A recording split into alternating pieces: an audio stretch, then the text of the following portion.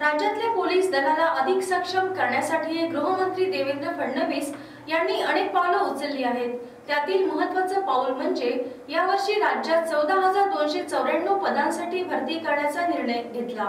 राज्यातील बेरोजगार तरुणांची संख्या आणि पोलीस दलातील मनुष्यबळाची कमतरता हे पाहता महायुती सरकारनं पोलीस भरती करण्याचा निर्णय घेतला। राज्यातील प्रत्येक जिल्ह्यातील पात्र युवकांना पोलीस भरतीमध्ये सामावून घेतल्या गेल्याने अनेक होतकरू तरुणांना रोजगार मिळालाय। त्यांच्या घराच्या आर्थिक उन्नतीचा मार्ग मोकळा झाला आणि शासनाला प्रशिक्षित मनुष्यबळ मिळाले। राज्यातल्या पोलीस दलाला अधिक सक्षम करण्यासाठी गृहमंत्री देवेंद्र फडणवीस यांनी अनेक पावलं उचलली आहेत। त्यातील महत्त्वाचं पाऊल राज्यात 14,294 पदांची भरती करण्याचा निर्णय घेतलाय। राज्यातील बेरोजगार तरुणांची संख्या आणि पोलीस दलातील मनुष्यबळाची कमतरता हे पाहता महायुती सरकारनं पोलीस भरती करण्याचा निर्णय घेतलाय। राज्यातील प्रत्येक जिल्ह्यात पात्र युवकांना पोलीस भरतीमध्ये सामावून घेतले गेल्याने अनेक होतकरू तरुणांना रोजगार मिळालाय। त्यांच्या घराच्या आर्थिक उन्नतीचा मार्ग मोकळा झालाय आणि शासनाला प्रशिक्षित मनुष्यबळ मिळाले।